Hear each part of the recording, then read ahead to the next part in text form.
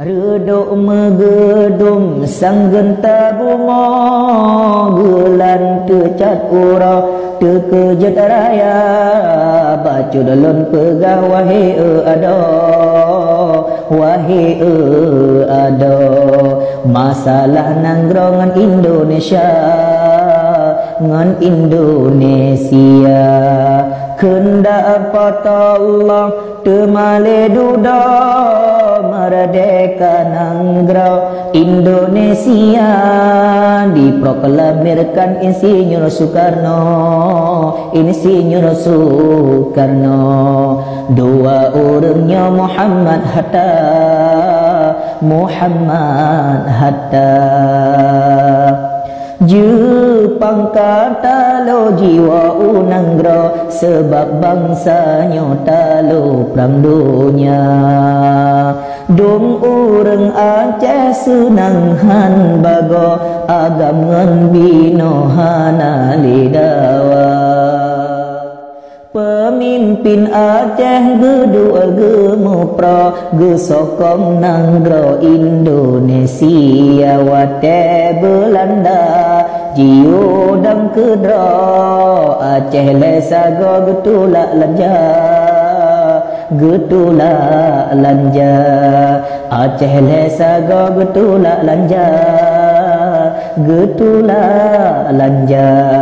sebab getupu Belanda pindah ji pegat nanggrau model boneka politik bicah Belandanyo rat Belandanyo supaya nanggrau perang syedara perang syedara Tengku Daud hana gepaka ba rakyat nanggrau gebi berita dengan Republik megabung Jina dukung Soekarno dengan Bung Hatta menan gepegah ba rakyat nanggrau Aceh lesa go mepisahana wate Indonesia Belanda tanpa Aceh getanyo manteng merdeka daerah lain kabeh mepalo nangro Aceh nyohana socuca daerah lain kabeh mepalo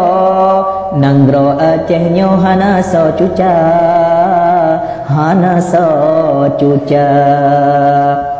oleh sebabnya Le Soekarno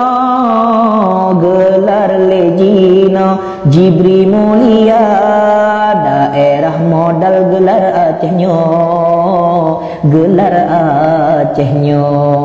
kena Soekarno basaboh masa bintang di langit singin ubuma penglam nanggro malam jula ayat lun balik titik lun ganto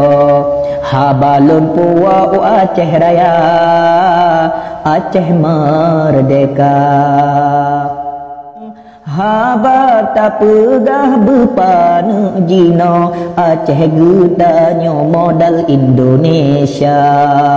wate negara gasinhan bago urang Aceh nyo lepah tat kaya gesumbang dana ke Soekarno kapai jijak blo modal Garuda ke modal jihad bak petun nanggro Indonesia nyo tetap merdeka Tengku Daud arehan bago Belanda cako gedengahana gopnyan gepetun Presiden Soekarno sebab Jawanyo saboh agama Abu setia ke Presiden Soekarno bah ke Aceh nyolam Indonesia menan sejarah wahai ada Aceh getanyo lepah le jasa, lepah le jasa. Tapi nabacut yang jen kerango duda Soekarno janji jituka hukum syariat hanaji pako, hanaji pako. Jipegan nanggro lagi yang hawa, lagi yang hawa. Jitu kata ke sabeti puro Aceh lesago hanaji kira provinsi Aceh jibatu dudo, jibatu dudo. Kedeh jipuwa Sumatera Utara, Sumatera Utara. Tengku Daud Gubernur Aceh hati ge pehla ge nyancara gepakat rakyat mehatle jade gepisah Aceh ngon Indonesia nyan kejet bengeh rakyat Acehnya sebab Soekarno janji jituka gemeduk pakat pemimpin getanyo lawan Soekarno pisah negara, pisah negara.